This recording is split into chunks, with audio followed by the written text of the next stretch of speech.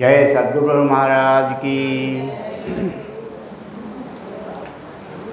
वेदांत सिद्धांतम परिपूर्ण सुबोधकम अचलानंद श्री शेख मोहम्मद अब्बास राजयोगी नमो नमः। सभाध्यक्षुలు ఆధ్యాత్మిక సేవారత్న మిట్టపల్లి కృష్ణమూర్తి రాజయ్య గారు, అలాగే సభలో ఆసీనులైనటువంటి పెద్దలందరికీ కావురా పేరు పేరున, అలాగే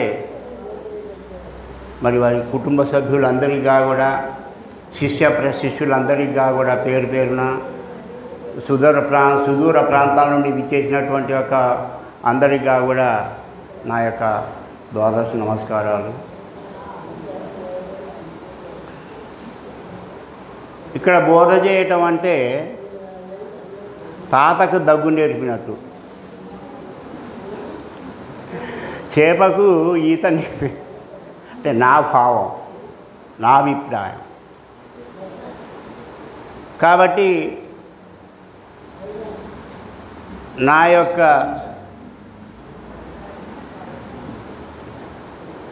నేను పొందినటువంటి అనుభూతి ఏదైతే ఉందో అది గుర్తు చేసుకునే ప్రయత్నం.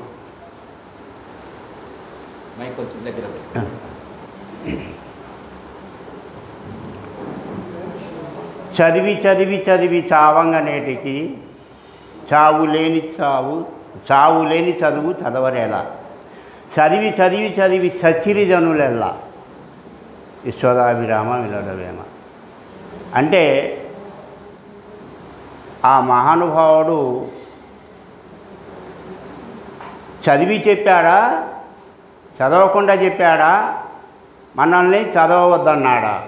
ప్రశ్న చేసుకోవాలి.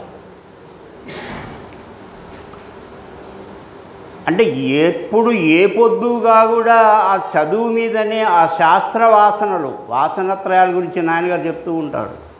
శాస్త్రవాసన, ప్రసూతి ఏమండి, దేహవాసన, శాస్త్రవాసన, లోకవాసన అని చెప్పనని. కాబట్టి వాసనాత్రయములు. కాబట్టి ఆ వాసనలో నుండి విడవాలి, ఆ వాసనలను విడవాలి అని చెప్పనని ఆ సందర్భంలో చెప్పిందే కానీ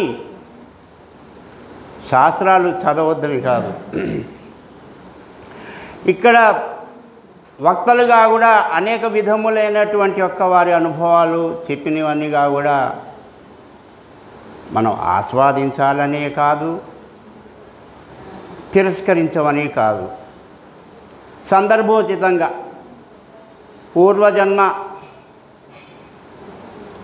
వాసనల ఆధారంగా మనం రమ్మంటే వచ్చేది కాదు, పొమ్మంటే పోయేది కాదు.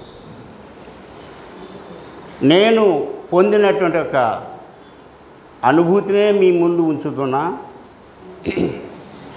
నేను 1972 నుండి 83 వరకు అనేక టెంపుల్స్ అంటే గుళ్ళలో భజనలు చేసేవాడిని. సోమవారం శివాలయంలో, మంగళవారం ఆంజనేయ స్వామి టెంపుల్లో, బుధవారం ఇట్లా గురువారం సాయిబాబా టెంపుల్లో, ఇట్లా అనేకమైనటువంటి గుళ్ళల్లో భజనలు చేస్తూ ఉన్నటువంటి క్రమంలో నాయనగారు పరిచయం అయ్యారు. పరిచయం అయ్యి నాయన మరి ముందుగా నేనే ప్రశ్న చేసేవాడిని. అచల సాంప్రదాయాలు అంటున్నారు, సాంప్రదాయాలు అనేకం ఉన్నాయి కదా, అచలం అనగా ఏమిటి? అచలం అంటే దానికి ఇంక పదం మరి చలనం కదా అన్నప్పుడు, అయ్యా ఇప్పుడు నువ్వు చేస్తున్న క్రియ ఏదైతే ఉందో అదే చలనం. వారాంతపు భజనలు ఉన్నాయి కదా, వారానికి ఆలయాల్లో చేసే భజనలు ఏవైతే ఉన్నాయో అదే చలనం. ఇప్పుడు అచలం అంటే ఏంటో నేను చెప్తాను నీకు.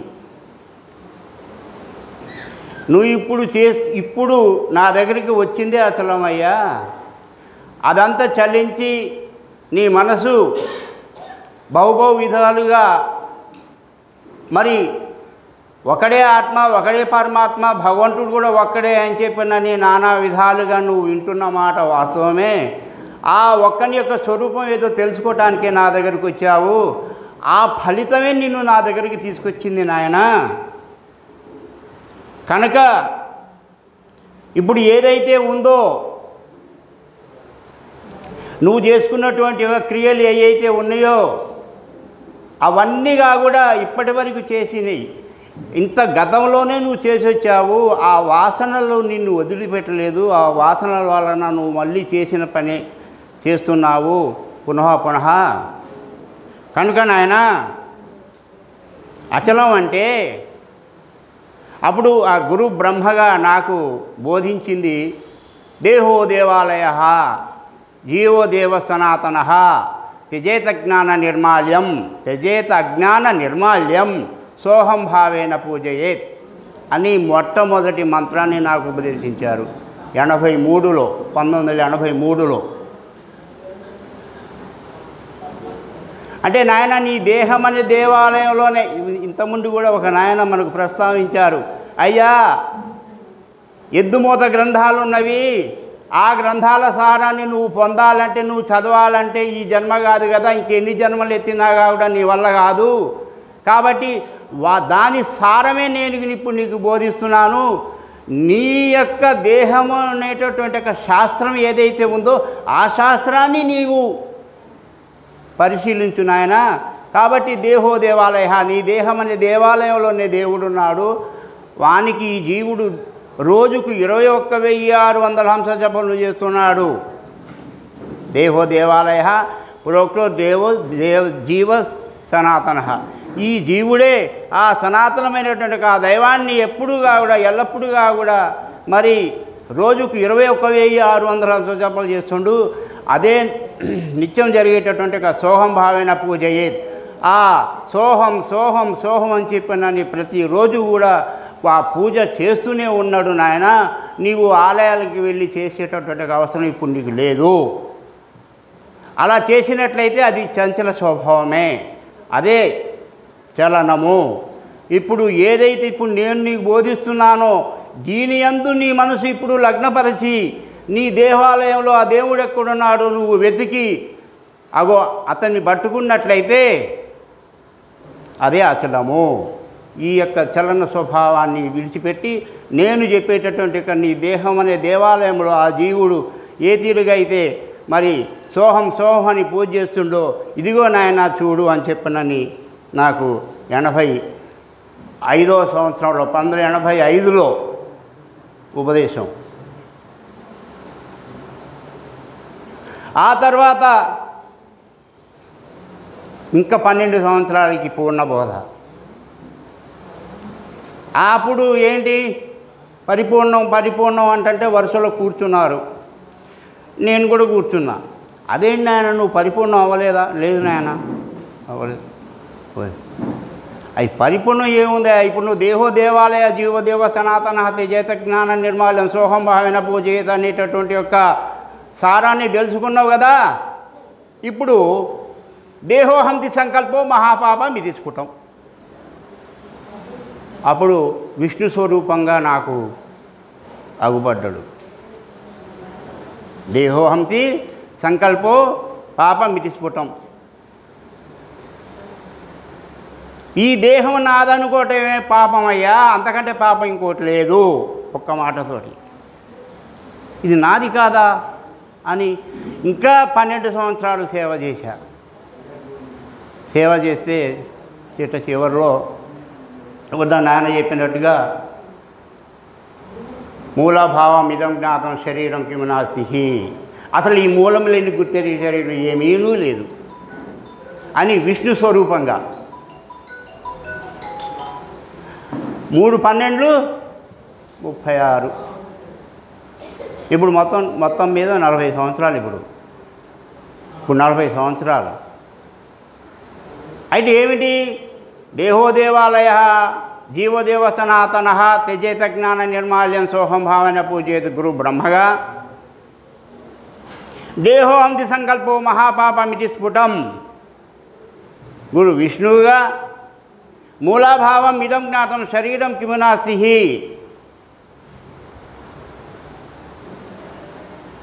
మహేశ్వరుడుగా గురు బ్రహ్మ, గురుర్ విష్ణు, గురుదేవో మహేశ్వర, గురు సాక్షాత్ పరం బ్రహ్మ.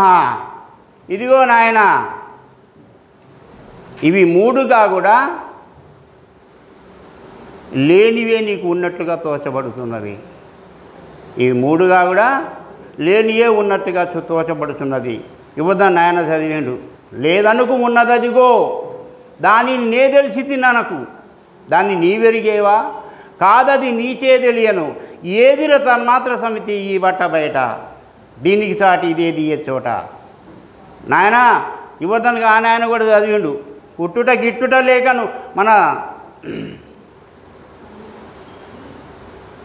మిట్టపల్లి ఆయన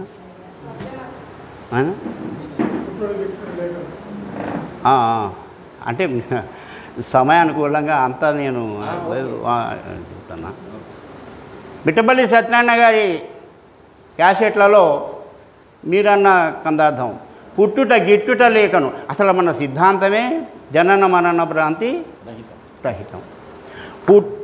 కంపల్సరిగా ఈ యొక్క అందరూ విన్నదే పదే పదే నాకు ఆ క్యాసెట్ పెట్టుకుంటే ఈ పెట్టుకోకుండా ఎల్లప్పుడుగా కూడా అదే స్ఫురణ.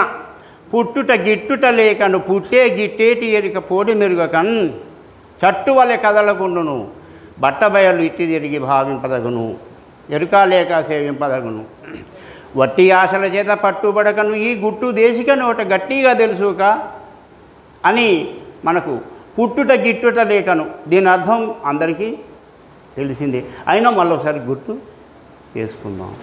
అందుకే కదా ఆ ప్రేమతత్వమే కదా మనల్ని ఇక్కడి వరకు, ఆ ప్రేమే కదా మనకు ఎన్ని ఒత్తిళ్ళు ఉన్నా ఆ ప్రేమతత్వాన్ని గుర్తు చేసుకోవటంకు ఆ నాన్న గుర్తు వస్తే నాకు కళ్ళు చెమ్మగిలుతాయి. నాన్నగారు వస్తే, ఎందుకంటే వారి అనుభవాలు నేను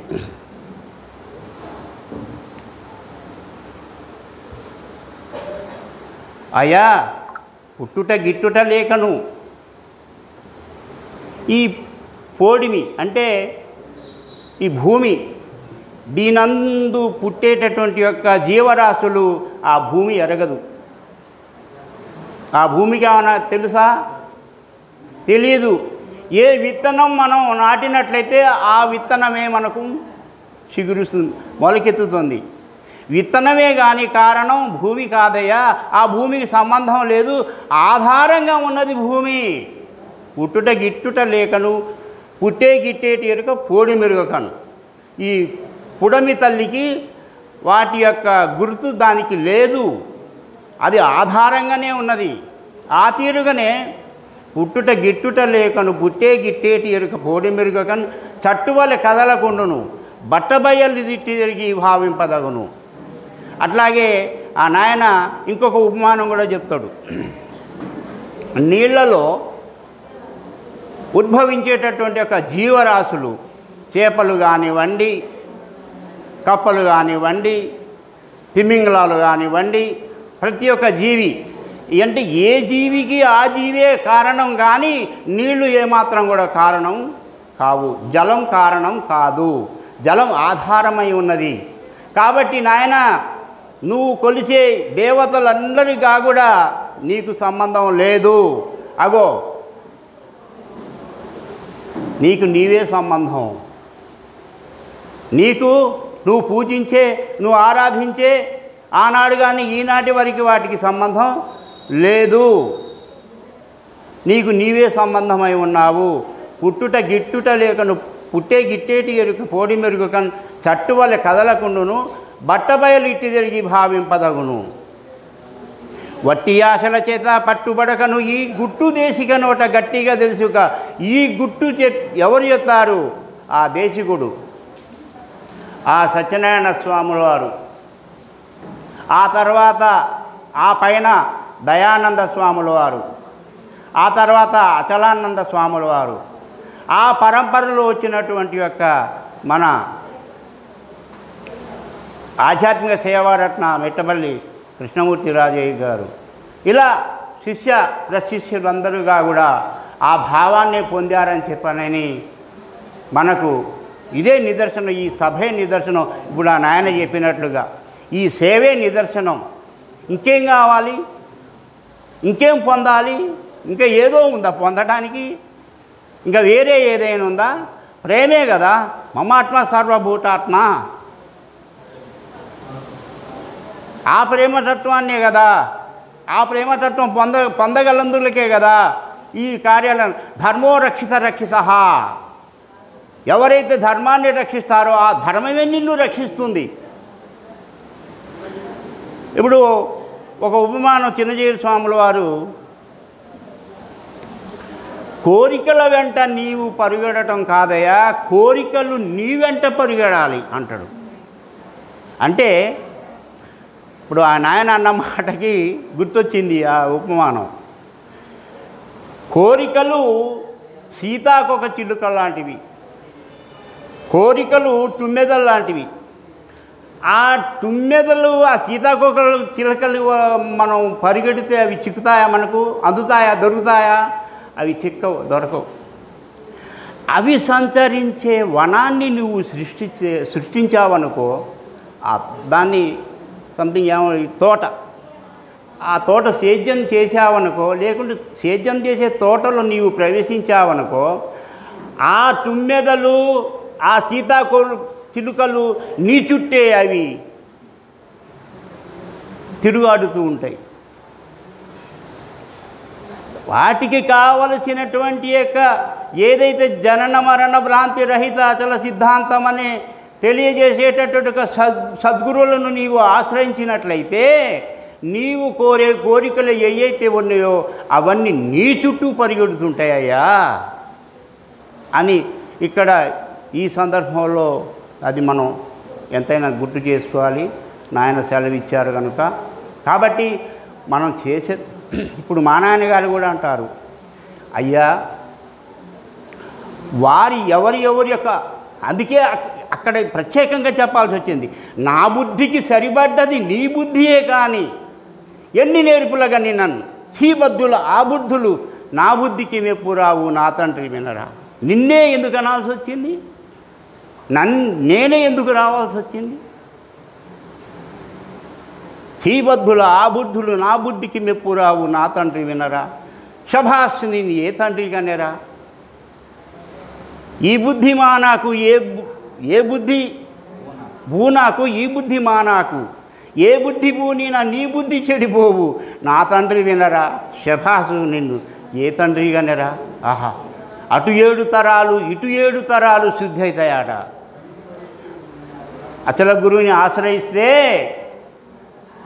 స్వానుభవంగా అనుభవించి చెప్తున్న పలుకులు ఇవి. నన్ను నేను గుర్తు చేసుకుంటున్నానే తప్ప నేను ఎవరికి బోధ చేయట్లేదు, ఆ అర్హత నాకు లేదు.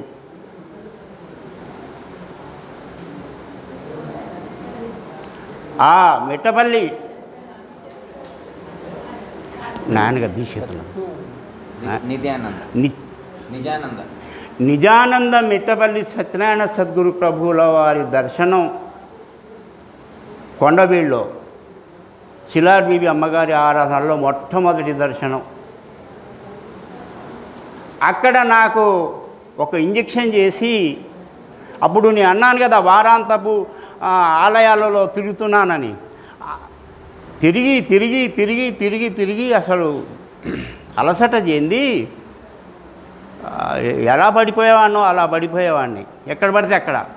అట్లా చూసి నాకు ఒక ఇంజెక్షన్ వేసి ట్యాబ్లెట్స్ ఇచ్చి, ఆ రాత్రి ఉన్నాం కదా అమ్మగారి శిలార్బీబి అమ్మగారి యొక్క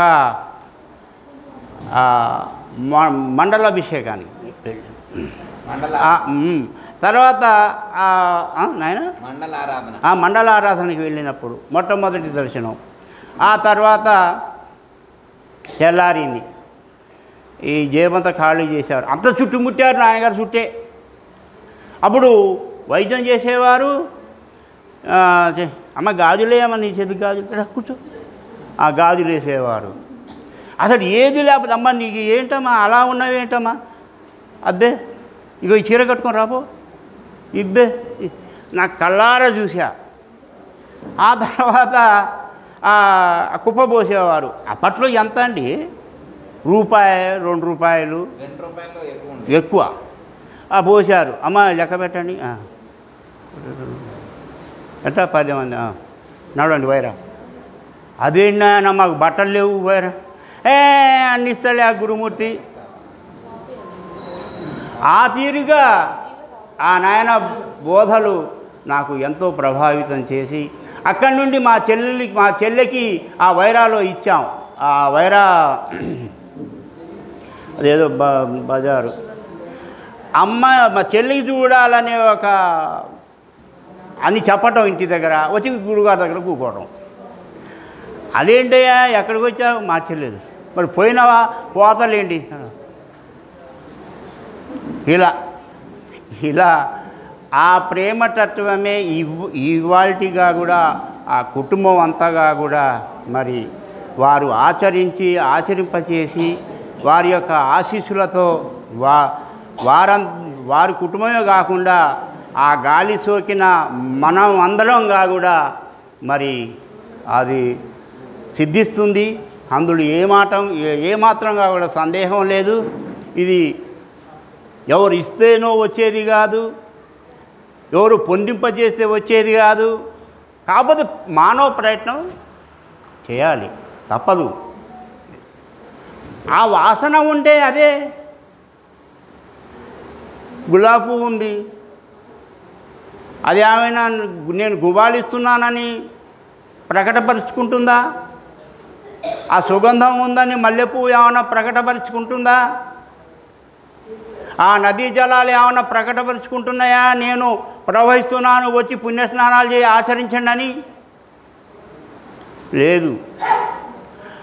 ఆ సుగంధం ఎక్కడైతే ఉందో, ఆ పరిమళం ఎక్కడైతే ఉందో దాన్ని ఆస్వాదించేవారు ఆస్వాదిస్తూనే ఉంటారు. మనలా తనలా ఎరిగించు దీన్ని తప్పక వింటే, అప్పుడే వారాలెప్పుడు గంటే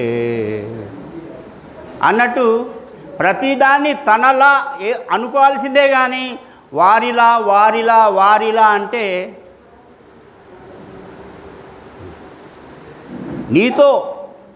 నీతో కూడా ఇది.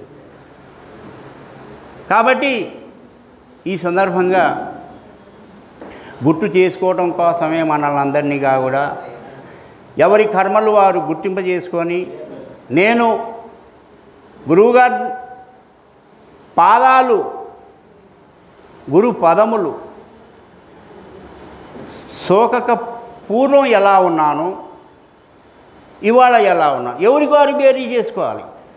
అంతే కానీ గొప్పల కోసమో కీర్తి ప్రతిష్టల కోసమో అలా అయితే మనం ఇంత దూరం అంటే ఈ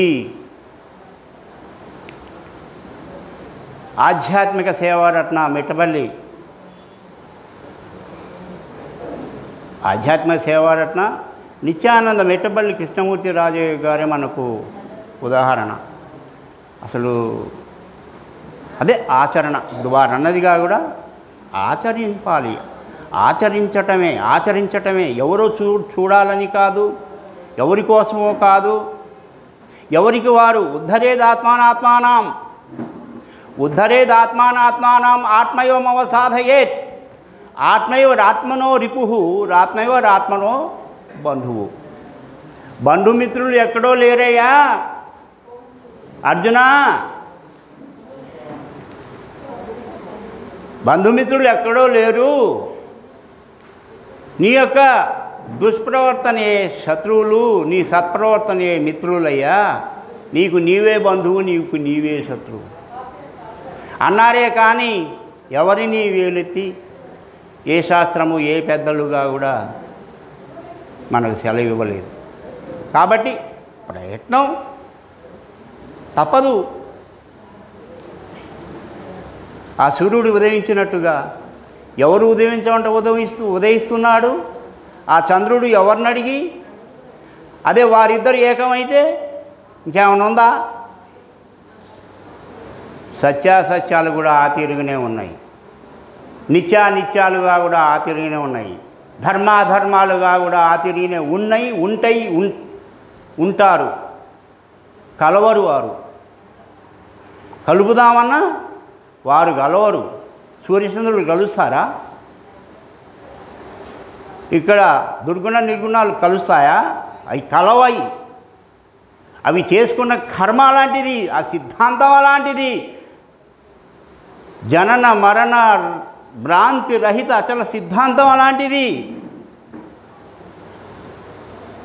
కాబట్టి ఘంటాపదంగా 40 సంవత్సరాలు సేవా భావంతో నేను మీ ముందు పంచుకుంటున్నటువంటి ఒక సంతోషదాయకమైనటువంటి వాక్యాలే కానీ అన్యం కాదని చెప్పనని, మరి అందరంగా కూడా ఈ తీరుగానే వారి యొక్క ఆశీస్సులు మనందరి మీద ఉండాలని, ఉంటాయని నమ్ముతూ నాకు ఇచ్చిన అవకాశాన్ని సద్వినియోగం చేసుకున్నానని చెప్పనని భావిస్తూ మీ అందరికీ, అధ్యక్షుల వారికి, సభలో ఆశీర్వదించిన పెద్దలందరికీ కూడా పేరు పేరున జయగురులు అర్పించుకుంటూ సెలవు తీసుకుంటున్నా. జై సద్గురు మహారాజ్కి. అందరికీ జయగురు. మరిన్ని ఆధ్యాత్మిక రహస్యాల కోసం అచల బోధ, ఆత్మబోధ, భగవద్గీత, అలాగే పండుగల్లో దాగిన అర్థాలు, అంతరార్థాల కోసం మరియు యోగము, ధ్యానము మొదలైన అనేక ఆధ్యాత్మిక తెలుగు ప్రవచనాల కోసం క్రింద ఉన్నటువంటి రెడ్ కలర్ సబ్స్క్రైబ్ బటన్ను క్లిక్ చేయండి. అలాగే ప్రక్కనే ఉన్నటువంటి గంట సింబల్ను నొక్కండి. అలాగే ఈ వీడియో మీకు నచ్చినట్లయితే లైక్ చేయండి మరియు షేర్ చేయండి. జై గురు.